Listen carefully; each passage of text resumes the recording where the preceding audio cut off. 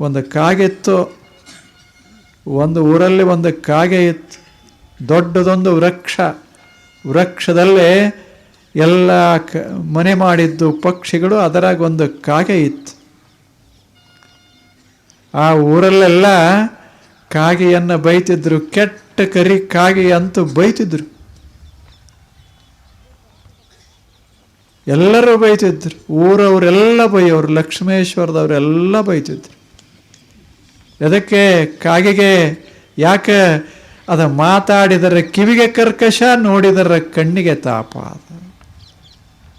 ಅಂಥ ಕಪ್ಪು ವರ್ಣ, ಅಂಥ ಅದು ಧ್ವನಿ, ಒರಟು ಧ್ವನಿ. ಜನ ಕಲ್ಲೊಗಿತಿದ್ರು, ಬೈತಿದ್ರು. ಒಂದು ದಿವಸ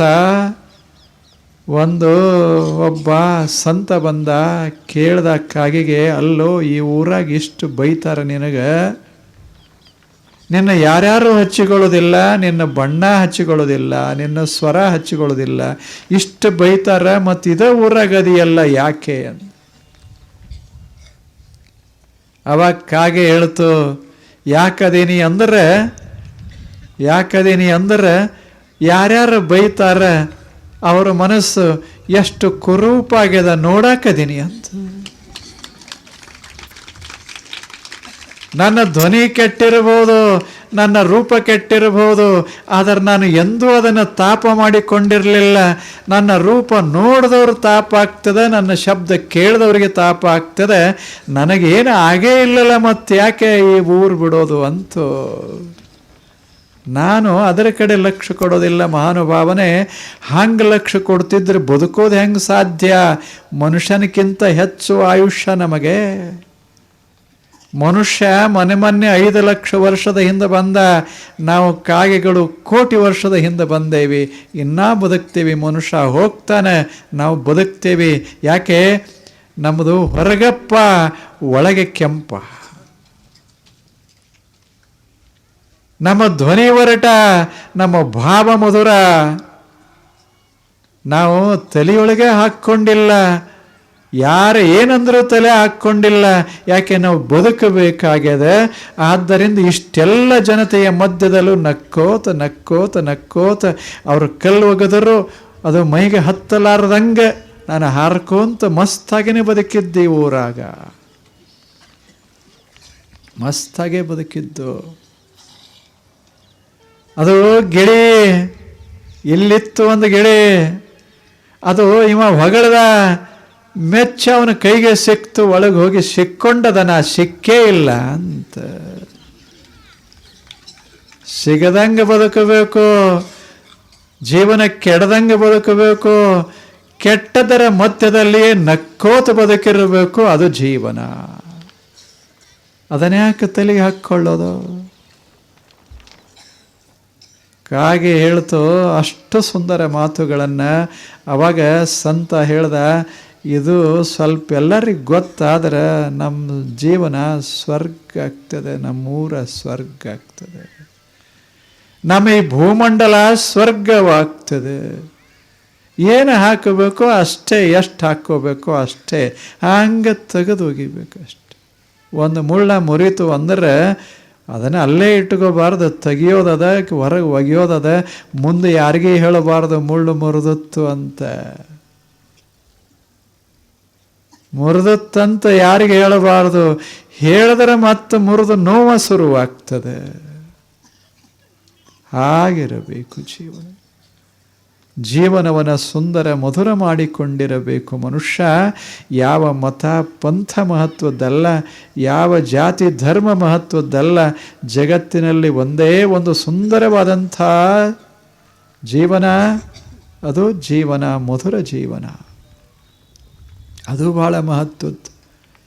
ನಾವು ಯಾವ ಡ್ರೆಸ್ ಹಾಕಿದರೇನು, ಇವರು ಈ ಡ್ರೆಸ್ ಹಾಕಿದರೇನು, ನೀವು ಆ ಡ್ರೆಸ್ ಹಾಕಿದರೇನು, ಯುರೋಪಿಯನ್ರ ಅಂಥ ಡ್ರೆಸ್ ಹಾಕಿದರೇನು, ಅದು ಮಹತ್ವದ್ದಲ್ಲ.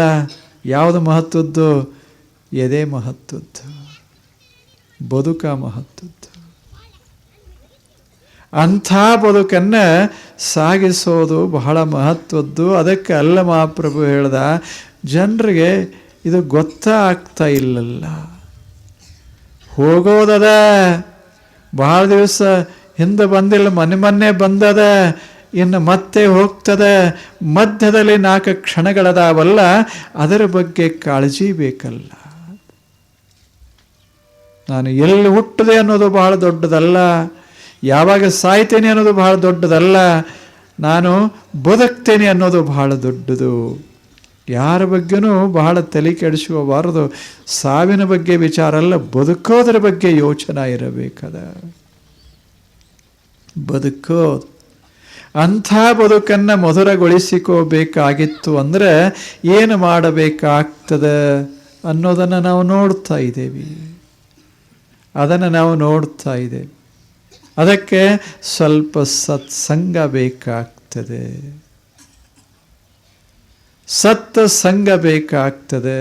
ಸ್ವಲ್ಪ ಇದ್ರೂ ಸಾಕು, ಅದು ನಿಧಾನವಾಗಿ ಬೆಳೆದು ಬೆಳೆದು ಬೆಳೆದು ಬೆಳೆದು ದೊಡ್ಡದಾಗಿ ಒಬ್ಬ ಸಾಮಾನ್ಯ ಹುಡುಗ ಒಬ್ಬ ಮಹಾತ್ಮನಾಗ್ತಾನ, ಬೆಳ್ಕೋತ ಹೋಗ್ತಾನ.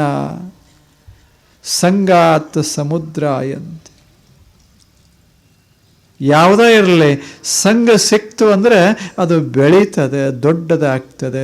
ಕೆಟ್ಟದ್ದು ಹಂಗೆ ಸ್ವಲ್ಪ ಕೆಟ್ಟದ್ದಿರ್ತದೆ, ಅದಕ್ಕೆ ಸಂಘ ಸಿಕ್ತು ಅಂದರೆ ಅದು ದೊಡ್ಡದಾಗಿ ಬಿಡ್ತದೆ, ನಾಶ ಮಾಡಿ ಬಿಡ್ತದೆ. ಸಣ್ಣದಿದ್ದರೂ ಸರಿ, ಅದು ಒಳ್ಳೆದಿತ್ತು ಅಂದರೆ ಅದು ದೊಡ್ಡದಾಗ್ತದೆ, ಒಳ್ಳೆಯದನ್ನು ಮಾಡ್ತದೆ. ಒಬ್ಬ ಮಹಾತ್ಮನೂ ತಯಾರಾಗ್ತಾನೆ, ಒಬ್ಬ ಹಿಟ್ಲರ್ನೂ ತಯಾರಾಗ್ತಾನೆ. ಸಂಘ ಅದಕ್ಕೆ ಸಂಘ ಕೊಡಬೇಕು. ಮೇಲೆ ಮೇಲೆ ಮೇಲೆ ಮೇಲೆ ಅದಕ್ಕೊಂದಿಷ್ಟು ಪೋಷಣ ಕೊಡ್ಕೋತ ಹೋದರೆ ಅದು ಬೆಳ್ಕೋತ ಹೋಗ್ತದೆ. ಒಳ್ಳೆಯದು ಕೆಟ್ಟದ್ದು ಹೆಂಗೆ ಬೆಳೀತದೆ ಹಂಗೆ ಒಳ್ಳೆಯದು ಬೆಳ್ಕೋತ ಹೋಗ್ತದೆ. ಆದ್ದರಿಂದ ಕೆಟ್ಟದ್ದನ್ನು ಮೊದಲ ಸಣ್ಣದಿದ್ದಾಗಲೇ ಸರಿಸು ಶಿಷ್ಯನೇ ಅಂತ ಗುರು ಹೇಳ್ತಾ ಇದ್ದಾನೆ. ಸಣ್ಣದಿದ್ದಾಗಲೇ ಸ್ವಲ್ಪ ಸರಿಸು, ಇಲ್ಲದೆ ಇದ್ದರೆ ಆವರಿಸಿತು ಮುಂದೆ. ಸಣ್ಣದಿದ್ದಾಗ ಅಷ್ಟೇ. ಈಗಿಲ್ಲೇನು ಅದರ ಚೀಟಿ ಮೇಲೆ ಬರೆದಿರ್ತಾರೆ, ಇದು ಇಂಜೂರಿಯಸ್ ಟು ಹೆಲ್ತ್ ಅಂತ ಬರೆದಿರ್ತಾರೆ, ಇದನ್ನು ತಿಂದರೆ ಕ್ಯಾನ್ಸರ್ ಆಗ್ತದಂತ ಬರೆದಾರ. ಇಲ್ಲ ಬರಿತಾ ಇರ್ತಾರೆ ಅದರ ಮೇಲೆ. ನಾವು ಓದಿದ ಕ್ಷಣವೇ ಅದನ್ನು ಅವಾಗ ಏನೋ ಒಂದು 4 ದಿವಸ ತಿಂದಿರ್ತೇವೆ, ಅಷ್ಟ್ರಾಗ ಅದನ್ನು ಕೈ ಬಿಟ್ಟರೆ ದೊಡ್ಡ ಹಾನಿ ಆಗೋದಿಲ್ಲ. ಇಲ್ಲದೆ ಇದ್ದರೆ ಸಮುದ್ರ ಎಂತಿ, ಅದು ಜೀವನವನ್ನೇ ನುಂಗಿ ಹಾಕಿ ಬಿಡ್ತದೆ. ಜೀವನವನ್ನೇ ನುಂಗಿ ಹಾಕ್ತದೆ. ಎಷ್ಟು ಭಯಾನಕ ಪರಿಣಾಮಗಳನ್ನು ಉಂಟು ಮಾಡ್ತದೆ. ಸಣ್ಣದೇ ಆರಂಭದಲ್ಲಿ ಆದರೆ ಬಹಳ ದೊಡ್ಡ ಪರಿಣಾಮ ಉಂಟು ಮಾಡ್ತದೆ. ಇಲ್ಲೇನು ಸುಮ್ಮನೆ ಪ್ರಯೋಗ ಮಾಡಿ ನೋಡು. ಸಣ್ಣದೇನು ಒಂದು ಗುಟುಕ ಹಾಲಲ್ಲ, ಒಂದು ಗುಟುಕ, ಒಂದು ಸಣ್ಣ ಬಟ್ಲ, ಸುಮ್ಮನೆ ಮಜಾಕಾಗಿ ಕುಡ್ದದ್ದು. ಯಾವಾಗ ಒಮ್ಮೆ ಕುಡ್ದದ್ದು ಅದು ಸಣ್ಣ ಹಂಗೆ ಶುರುವಾಯಿತು ಅಂದರೆ ಹರ್ಕೋತ ಬಟ್ಲ ಹೋಗಿ ಗ್ಲಾಸ್ ಆಗ್ತದದ, ಗ್ಲಾಸ್ ಹೋಗಿ ಬಾಟಲ್ ಆಗ್ತದದ, ಜೀವನವನ್ನೇ ನುಂಗಿ ಆಗ್ತದದ. ಯಾವುದು ಒಂದೇ ಗುಟುಕ ಬದುಕನ್ನು ನುಂಗಿ ಹಾಕ್ತದೆ ಅನ್ನೋದು ನಮಗೆ ಅವಾಗ ಈಗ ಗೊತ್ತಾಗೋದಿಲ್ಲ, ಕೊನೆಗೆ ಗೊತ್ತಾಗ್ತದೆ. ಗುರು ಏನಂತಾನೆ, ಮೊದಲ ಗೊತ್ತು ಮಾಡಿಕೊಂಡು ಸರಿಸಬೇಕು ಅಷ್ಟೇ. ಯಾವ್ಯಾವುದು ಬಾಧಕ ಆಗ್ತದೆ, ಯಾವ್ಯಾವುದು ನಮ್ಮ ಜೀವನವನ್ನು ವಿನಾಶ ಮಾಡ್ತದೆ, ಅದನ್ನು ನಾವು ಸ್ವಲ್ಪ put aside. Whatever is harmful to us, whatever will destroy our life, it must be put aside. ಸುಮ್ಮನೆ ಹೆಂಗೆ ಸರಸು. ಯಾವಾಗ ಸಣ್ಣದಿದ್ದಾಗಲೇ ಸರಸು, ದೊಡ್ಡದಾಯಿತು ಅಂದರೆ ಭಯಾನಕ ಆದೀತು.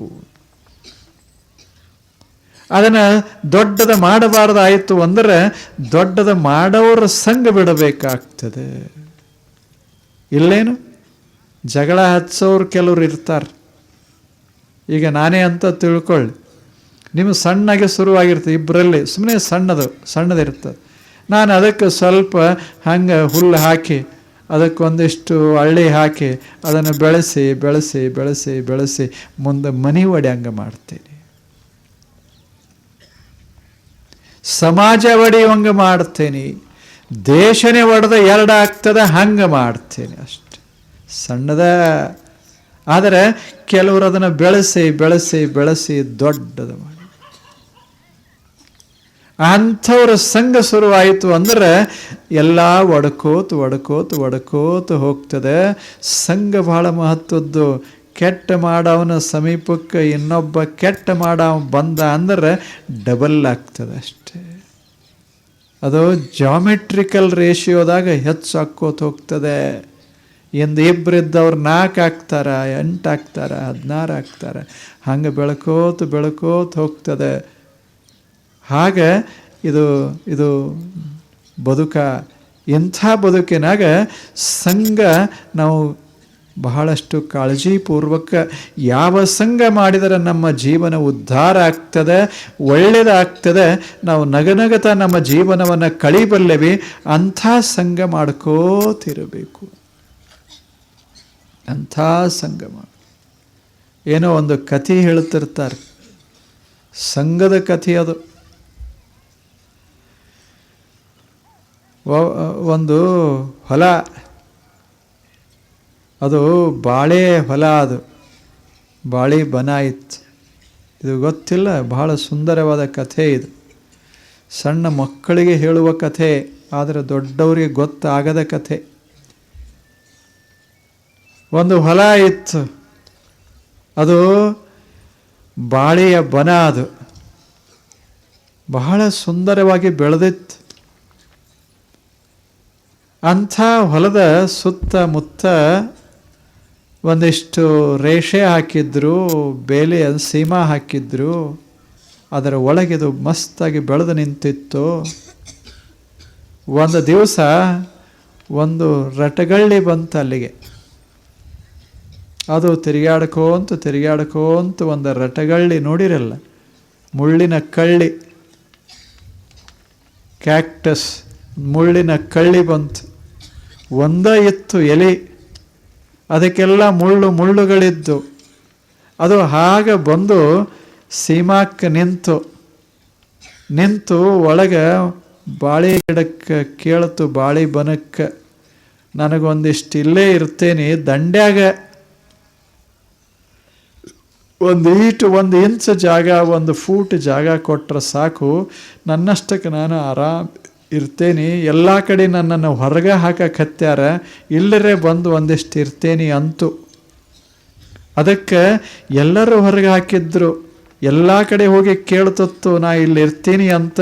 ಯಾರೂ ಹಚ್ಚಿಕೊಂಡಿರಲಿಲ್ಲ. ಇಲ್ಲಿಗೆ ಬಂತು.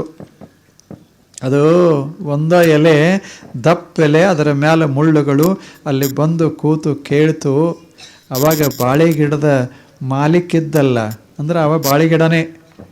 ಬಾಳೆ ಗಿಡದೊಳಗೆ ಒಂದು ಬಾಳೆ ಗಿಡ, ದೊಡ್ಡ ಬಾಳೆ ಗಿಡ ಇತ್ತು. ಅದು ಅದರ ಮಾಲೀಕ. ಅದಕ್ಕೆ ಬಹಳ ಕರುಣ ಬಂತು.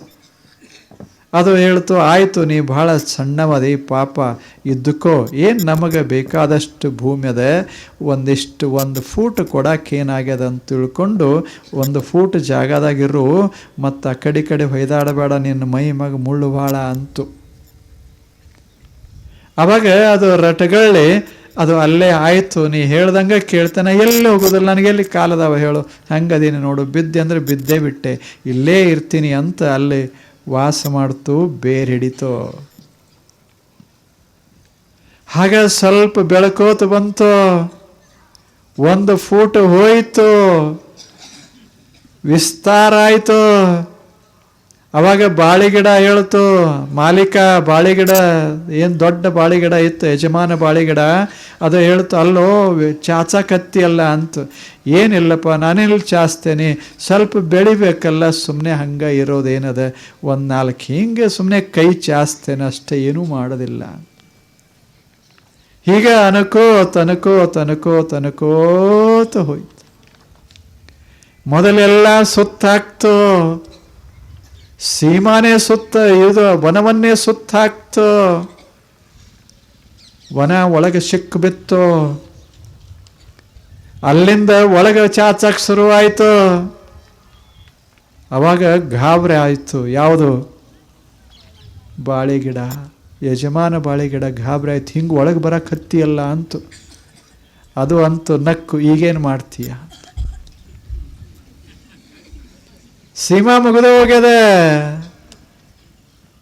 ನಾವು ಇರೋದ ಹೀಗೆ, ನಾವು ಬರೋದು ಒಂದು ಎಲೆಯಾಗಿ, ಹರಿಬೋದು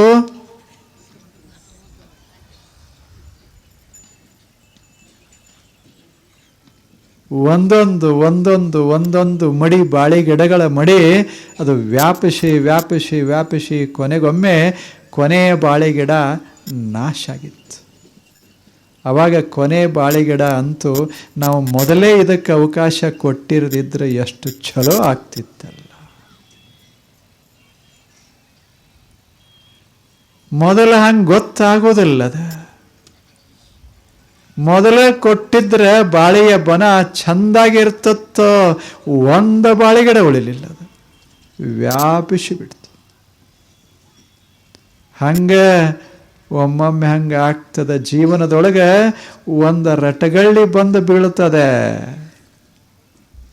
ಕಣ್ಣಿನಿಂದ ಒಳಗರೆ ಬರ್ತದೆ, ಕಿವಿಯಿಂದಲೇ ಒಳಗೆ ಬರ್ತದೆ, ನೆನಹಿನಿಂದಲಾದರೂ ಬರ್ತದೆ.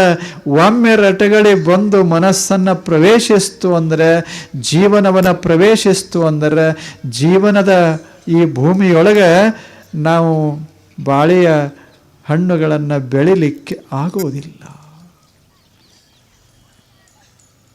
ಮಾಧುರ್ಯ ಬೆಳಿಲಿಕ್ಕಾಗೋದಿಲ್ಲ.